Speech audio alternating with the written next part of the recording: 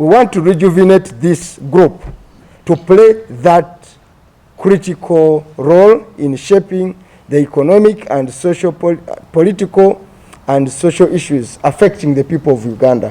For example, we want to address the question of equitable sharing of national resources. As you can see, local governments across the country are cheated. We have a lot of resources at the center. All we hear in every budget speech, the president complains that money is stolen from the center. We want an equitable distribution of resources across the country. Secondly, we have the question of land tenure system in Uganda.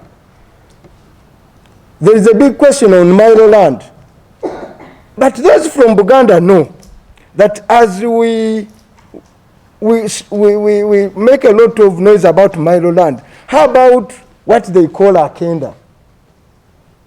Because land in Uganda is divided into two. The first one are the 8,000 that were given to the chiefs and what we call Akanana. The second one is Akenda, the 9,000. Is it Akenda is 9,000 square miles. Those are what we call public land. That public land for the last so many years has been in the trust and custody of the central government. Now, as we talk about land eviction, land tenure system, we want an accountability for the last so many years. Who now owns part of the 9,000 square miles? We want the Uganda Land Commission to account for every square inch of the 9,000 before they go for the Milo land. Because the debate has been, there is a problem of Milo land. The biggest chunk of land in Uganda is in the hands of government. In the form of Akenda, all our swamps, our cattle corridors and everything, we want to know now, who are those that have obtained leases, freehold on the minor land, and who have been allocated that land by the Uganda Land Commission? So we want President Yoweri Museveni to account. That is in the interest of everybody, and we will encourage a big debate on that issue of land ownership. We also have an issue with the environment. Buganda and Central Region is one of the areas where there is extreme environmental degradation. And we want to put that issue at the forefront. The question of unemployment. Most of our people are the ones that are going for Cheyo and all the other stuff. So we want to ensure we place all these issues at the center of course. And lastly, the way we are distributing and how this parliament is composed, we want to bring it under question.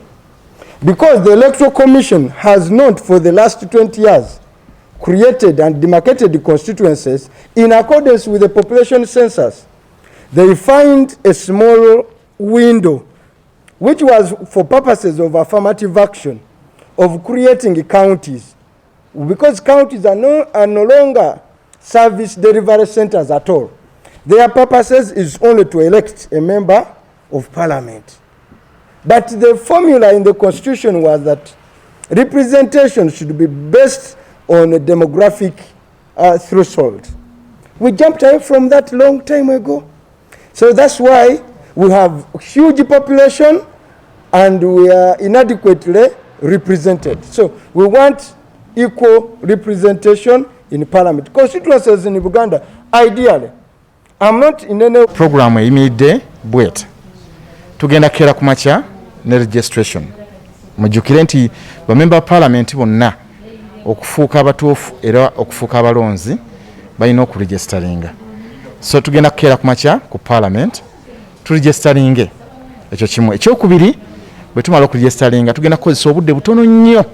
Era buli mubaka parliament oba oli wa FDC oba oli wa DP oba oli wa NUP oba oli wa movement naye ng'omanyi nti ojja ogwa mukowe oba ogwa mukakundika naka Buganda Caucus kyandibadde kirungi essaawa 2 n'ekitundu zikusaanye ng'oli ku parliament. Ekyo tukikole kiveewo abantu baffe baleke kweraliikirira nnyo era twagadde okukola kino kyemulabye olwaleero tujjewo ebimu ku bibadde birowoozebwa titebisoboka kakasiza nti bisoboka era tujja bituukiriza olunaku lw'enkya. Nambooze omanyi mu nsonga ze mubeera nga mukolera awamu kubeera kukaanya era nga kutambulira ku ssemateeka ekibiina nga bwe mbagambye nti ssemateeka y'ekibiina kyaffe etuluŋŋamya tukubeerawo okulonda nti election management committee tuyambeko era tulina representative kusooka kukaanya bwe kigaana nga tugenda mu kalulu so bwe tutyo bwe twakaanyiza ffenna awamu. So bwe guli bwe gutyo oluusi munnange oli ayinza okugamba nti kyemukaanyizaako sikkiriziganya nakyo naye abasinga obungi bwebanga bakaanyiza ku kintu era nga n'amateeka g'ekibiina bwe gagamba munaye tuba tetulina kirala kye tusobola kukola so bwe tutyo bwe tutambudde naye tulina essuubi nti n'abo balaba nti tamatidde bulungi eventually nabo tujja basembeza tulabe engeri gye tutambulira awamu kubanga munnanga akalulu oluusi kabeeramu kalumanywera era mwabiraba ne gye twatandikira eri tulina bannaffe nga buli omu ayagala fulaga so n'abo bataafuna fulaga tuzze tubasembeza mpola mpola kubanga mu kaseera ako abawulira bubi kubanga ekifo aba akyagala kati oli yafunye fulaga eventually n'awangula nakiso ne bano nabo tuzze nga tubasembeza tusigale nga tutambulira awamu so ne mu kino era abawulira nti takaanyiza bulungi nakukaanya kw'abalala bonna era ne ssemateeka nabo nina essuubi nti eventually ffenna tujja kukakkana tutambulire awamu tuweereze.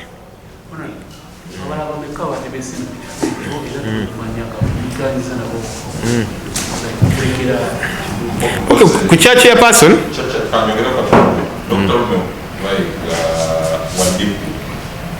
Honorable Kalwanga, Honorable Aloysius Mukasa, and Honorable Nambooze had also expressed interest at some point, but they were able to talk. Honorable Mwanga Kivumbi, Honorable Mukasa, and Honorable Kalwanga, at the time Honorable Nambooze had stepped out, and so they agreed that, you know what, let's front Honorable Mwanga Kivumbi, which makes it a lot easier. So then you don't have to go for the voting, which can be boisterous. Yeah.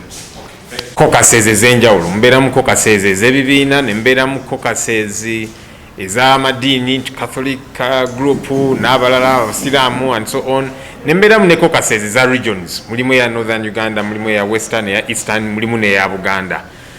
Bwe guli bwe gutyo, of course fe abamu abasinga tugwa mu Buganda caucus, tugamba nti kale tugyetabemu tulabe tusobola tutya okukozesa akabondo kano okuggusa ensonga eziyamba Buganda n'Abaganda neera okutwaliza wamu ne bannayuganda bonna kubanga mu Buganda mulimu abantu ab'enjawulo si Baganda bokka so nga n'eggwanga nalyo tuba tulitadde ku mwanjo so okwetaba mu nsonga eno era nga NUP yeyina ababaka abasinga mu Buganda so bwe guli bwe gutyo tugamba nti kale kakati tulina bannaffe abeegwanyiza ebifo bino tulabe engeri gye tuyinza okusunsula tufunemu betunaasemba abanaatukiikirira abanaatukwatira bendera bwe tugenda mu kalulu kubanga mulimu n'aba NRM n'abalala bwe tutyo so bwe tutyo bwe twakaanyiza okutambula era nga tugoberera ssemateeka y'ekibiina kyaffe ekibiina kyaffe kirina akakiiko akayitibwa election management committee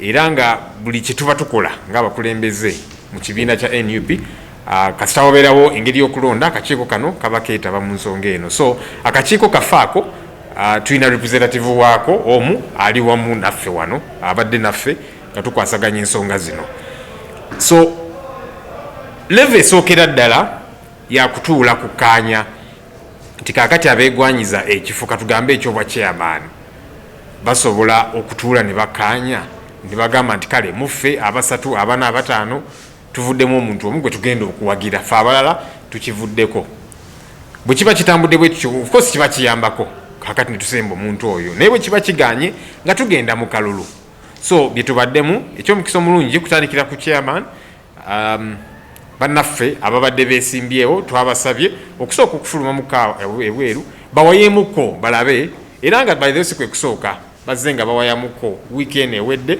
era tuli basanyufu nti bakaanyiza nti bonna bagenda kuwagira ow'ekitiibwa Mwanga Kivumbi singa babadde tebakaanyiza awo twali badde tugenda mu kalulu akaffe nga NUP nga bwe tulindirira akalulu aka ba MP aba Buganda bonna. So ekyomukisa omulungi nti kakati awo twafunye consensus n'ebifo ebisinga byonna netufuna consensus wekiba kiganye of course nga tulonda era ababa bawanguddwa nga bonna bakkanya nti kale kakati tuwanguddwa tugenda kuwagira ono era nga tulina essuubi nti betugenda okusemba bajja kutugirayo obuwanguzi.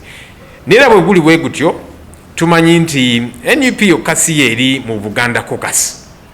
So tulina ne bannaffe abalala b'ebibiina ebirala era nga nabo tubaleese ku mwanjo nga tugamba nti twagala tukolera awamu, tetwagala NUP etwala ebifo byonna byonna kubanga ne bannaffe nabo bakulembeze era nga twagala tutambulira awamu era nga mujja kulaba mu pulisiti tulinamu n'abalala abatali ba NUP era nga tulina essuubi tujja tutambula nabo tugguse ensonga za Buganda nina okusingira ddala ensonga za Uganda.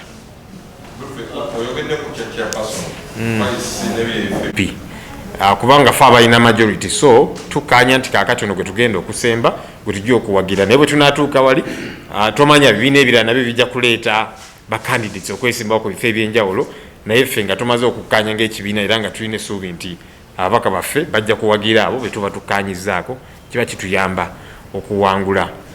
Abadde beesimbyewo era nga balaze nti beegwanyiza ekifo ky'obwa chairperson wa Buganda Parliamentary Caucus.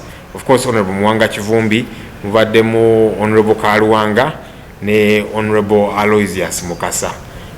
Honorable Nambooze naye yali alaze interest ne eventually n'abanga akivuddemu era tabaddeewo nga bali mu kuteesa. So baafulumyemuko ne bawaayamu Honorable Kaluwanga, Honorable Mukasa ne Honorable Mwanga Kivumbi ne bakomawo Honorable Mukasa ne Honorable Kaluwanga ne bagamba bavuddemu mu lwokaano ne balekera Honorable Mwanga Kivumbi. Ekyo kiyambako nti kakati tuba tetugenda mu kalulu ate kubiisanya nakikubanga munnanga akalulu bino ebyokuba akalulu eventually oli gwe bawangudde avaamu nga si musanyufu mulungi n'oli awangudde era naye avaayo ng'alina ku bisago. So kiyambako okwewala embeera eyo bwebaba bamaze okukkaanya obulungi.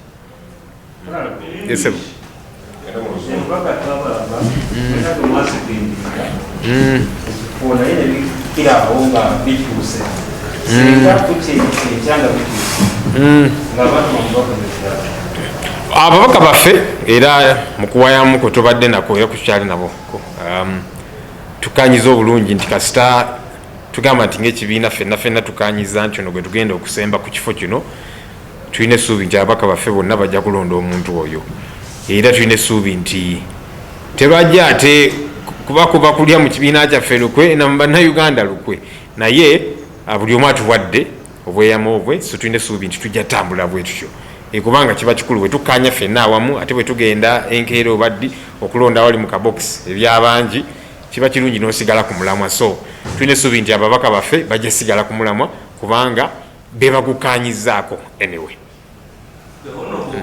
Mwanga Kivumbi then ekifo ky'obwa secretary Honorable Patrick Nsanja yagenda tukwatira bendera ate nga omukulu oyo wa independent naye nga tukolera wamu naye.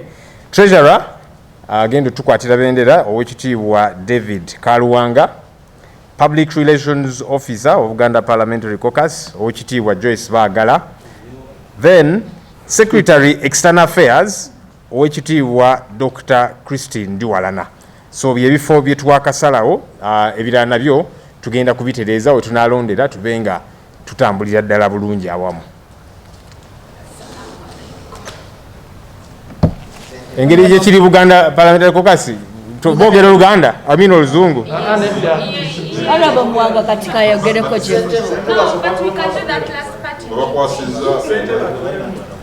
Okay, let me say that quickly in English then wekitiibwa akikwasaganye. So here in Parliament, there is several groupings, several caucuses that have different causes that they push. You'll find there's groupings based on religion, you'll find the Muslims, the Catholics, and so on. There's groupings based on political parties, political party caucuses, but there's also groupings based on regions. You'll find there's a group for Northern Uganda, for Eastern, for Western, and Central, and each of them has a cause that they push. You know, the Basoga, for example, will say we want to lay emphasis on the question of sugarcane because that's eating up their people and it's causing an economic crisis there, if you like. So Buganda, we have challenges too, land grabbing and so on and so forth, issues that are unique to Buganda. And that's how the Buganda Parliamentary Caucus gets to be. As NUP, we have majority members of parliament that come from Buganda. What that means is we get to shape the face of who becomes the leaders of the Buganda Parliamentary Caucus. And so we met as NUP members of parliament to first agree internally how we are going to proceed. Of course, proceeding as NUP, we go by our party constitution, which provides for the election management committee. It was well represented today. And of course, on behalf of the party, our Deputy Secretary General, to make sure this is done right.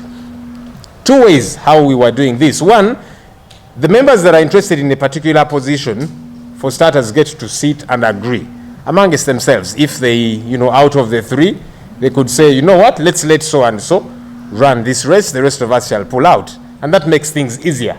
And that happened for the position of chairperson. We had Honorable Mwanga Chivumbi, Honorable Aloysius Mukasa, Honorable David Kalwanga, and Honorable Nambooze was also interested. But, they agreed and said, you know what? They are very emotive by their very nature. So sometimes people will be disconcerted. You saw that happen even during our process of getting flag bearers for MP, mayor, councillors, and so on. So those that did not get the flag or thought maybe it wasn't going to happen for them, they would be disconcerted and so on. But eventually, we see how we pull them together, because when somebody is interested in a seat and they are unable to get it, they will be unhappy. That's natural. That gets to happen. But our responsibility as a party is to see how we keep everybody together. That's very important. And so yes, same situation here.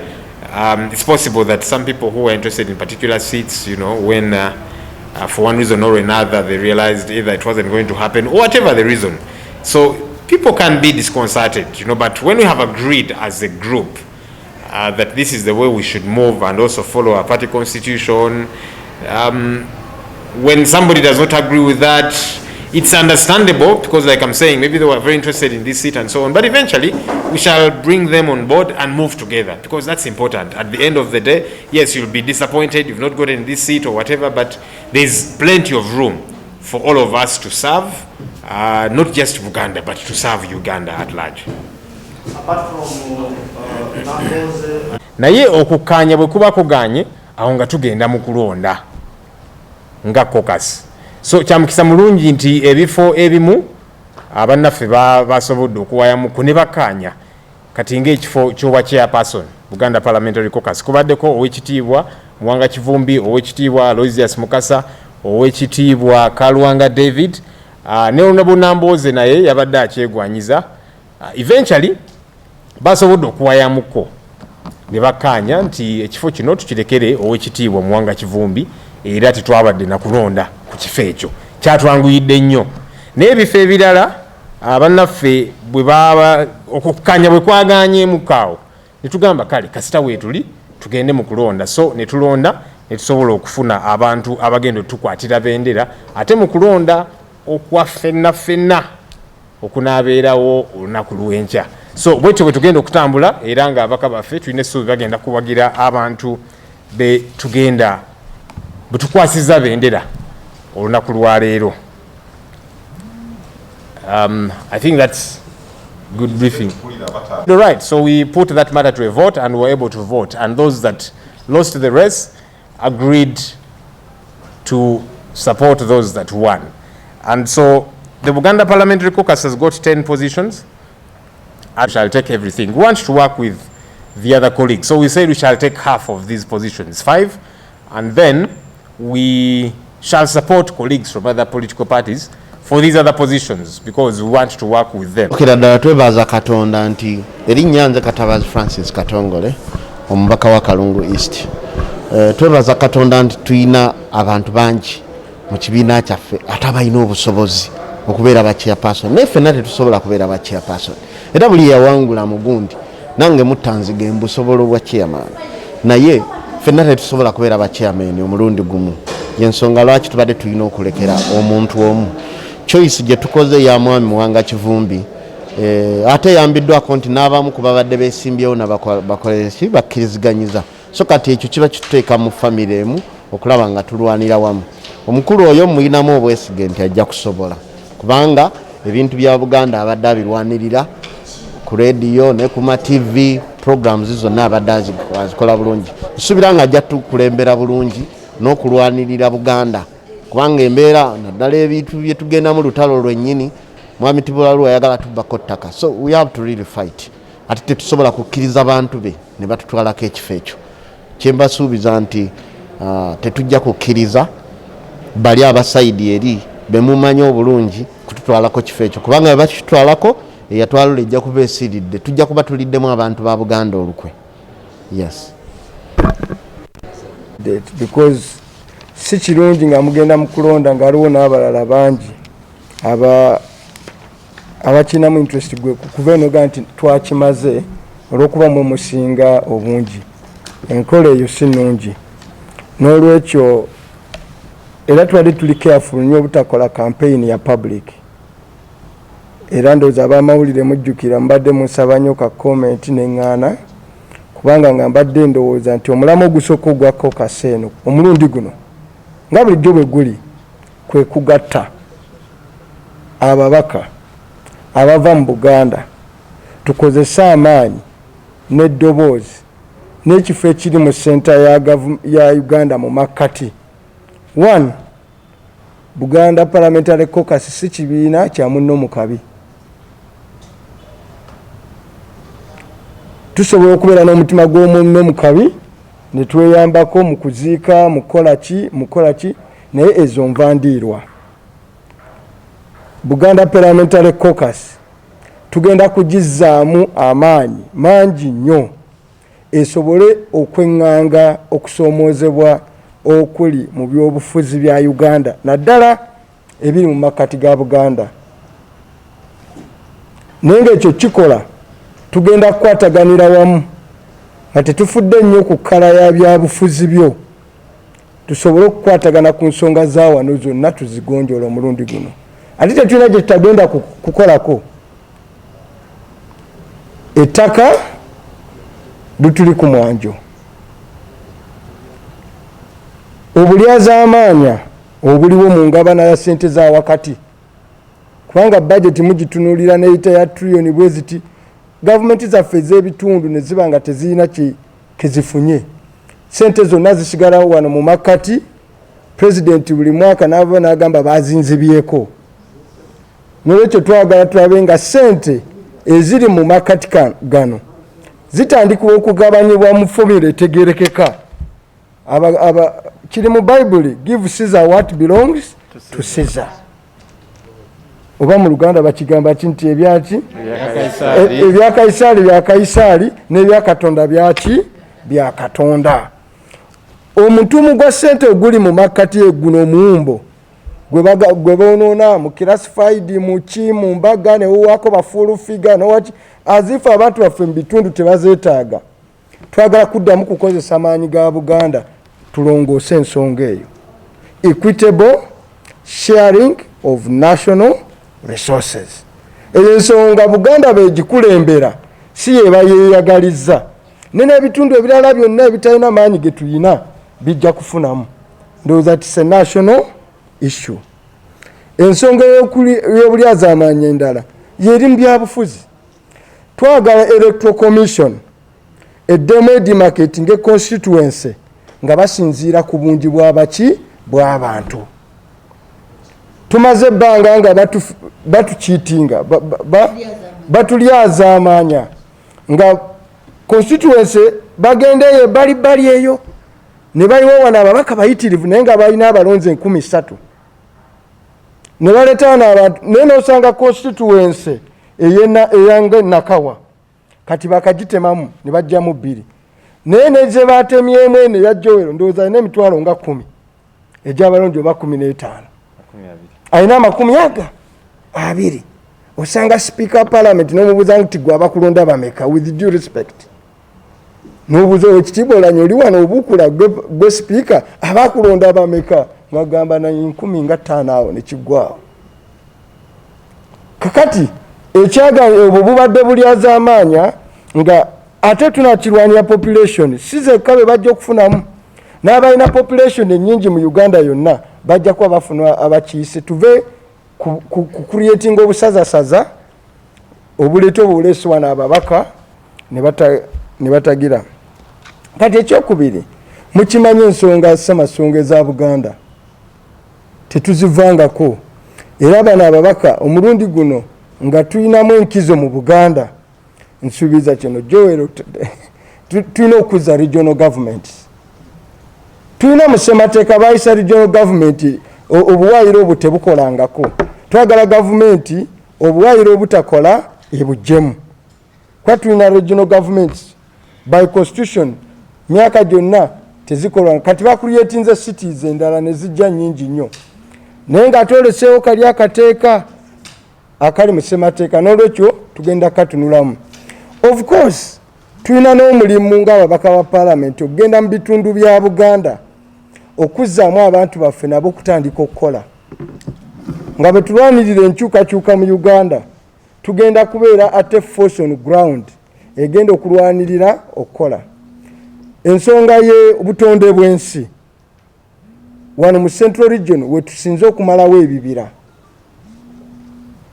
n'ebirala bingi, ffe kati tusinze abantu nga bali landless abasenze. N'olwekyo essowaano yaffe ejjudde, tujja kuziikanga, tujja kukolanga obwa munno mu kabi, naye ezo nva ndiirwa. Buganda Caucus egenda kuddamu ebeere n'amaanyi gesobola okubeera nayo mu kusalirawo eggwanga lino. Can you believe for the first time twabadde ng'otuna vice president omumyuka, speaker omumyuka, chief justice n'ogenda prime minister, tekibangawo. N'ekyo tugenda kuddamu okufuba okulaba nga tuddamu amaanyi ag'enkizo, nga buli omu bw'ayogera nti Buganda beba eyogedde, Uganda efuna ssenyiga.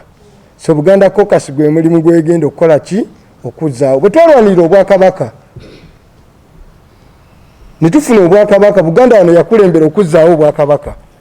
Abasoga ne bafuna, Abatoro ne bafuna, Paramount chiefs gye bali across the country. So buli Buganda lweyimirira ku nsonga, eggwanga lyonna likola ki? Lifunamu. N'olwekyo Buganda Caucus tugenda kugizzaamu amaanyi ag'enkizo ennyo, n'okubanja saagala kino kitukwasisa ensonyi ne Buganda ebanja ssente zaayo gavumenti ya wakati. Tetujja kubeeranga wano tutule wano mu Parliament nga tuli babaka 10 n'omusobyo ate nga naffe mutulyaza amanya nga weetuli. N'olwekyo neyo ensonga tujja kugiteeka ku mwanjo. Ebirala tujja byogera nga tukwataganye ne bannaffe naddala ab'ebibiina ebirala, tugambe nti ne bwe mubanga oli mu NRM eno ensonga etugatta, waliwo tujja okwawukaniramu, naye tujja kunoonyangayo ensonga ezo ezikwatagana ku wanayinki owaki owa bulijjo. N'olwekyo nsaba nkomaawo mbaagaliza olunaku olulungi. Ebikula nga biriko ayinza okubiteeminga biba birungi. Twayagadde nnyo okufuna obukulembeze naddala nga tulaga ekyokulabirako nti Buganda Parliamentary Caucus si ya ntalo era si yakeera ku makya kulwanagana na bannaffe. Nina obukakafu nti ekisaliddwawo naddala bakama bange ate n'okwagala kwange kigenda tugattako gye tulaga. Tukkiriziganyizza mukama waffe ate mukwano gwaffe Mwanga Kivumbi akulembere ttiimu egenda okukulembera ttiimu ya Buganda Parliamentary Caucus nga chairperson. Ngenda kujja mu kifo kyembaddemu ate mwenkakasa nti namwe nyinamu experience ekyobuwanika olw'okuba ntwagadde nnyo continuity ya caucus nti bamemba abapya bafuneko n'omuntu asobola obbawa background ya caucus eno webadde etambula ne basalawo ne tukkiriziganya nze nzire mu kifo kyembaddemu ate Mwanga Kivumbi akulembera obwa chairperson. Embeera gye tulimu yakufuna bakulembeze abatugattako. Tetwagala bitubadde tulaba mu magombolola agamu ng'erubaga ebiswaza bijje mu NUP omulundi ogwokubiri naddala ku level y'obubaka wa Parliament. Naye mu byonna twagadde nnyo okulaga ensi tetusobola okutuula nga ab'enda ya Nakalama ne tusalawo ku lw'obulungi bw'ekitundu kyaffe. program Kalwanga gy'abadde alina eri Buganda Caucus oba ekibendobendo lino erya Buganda akwasaganyize wamu ne Muwanga Kivumbi kubanga ate era tulina obukakafu nti bwe tukwasaganya emitwe nze naye tugattako nyina obukakafu nti nja kukola naye ate tutuuke gye tulaga. Njagala okwebaza ennyo abawagizi bange abadde banjagala ennyo mbere chairman wa Buganda Caucus naye tukkirizengaku olumu nti oyinza okuba nga olina experience mu busomesa ne wabaawo alina experience mu bulimi bwe mugatta mwembi abadde amanyi okulima oyongerako ekyobusomesa ate n'alina ekyobusomesa ayongerako ekyokulima nze ŋŋamba nkyalina omukisa ogwongerako experience kantambulire awo ne bannange nga tutuusa ebyo bye twetaaga okulaba Buganda kyeneebeera mu maaso. The position of this, one day we had a quarrel with the deputy speaker, now current speaker, because I was saying he was elected by fewer numbers. If you ask him, Right Honorable Speaker, how many people voted for you? There will be only in hundreds of thousands.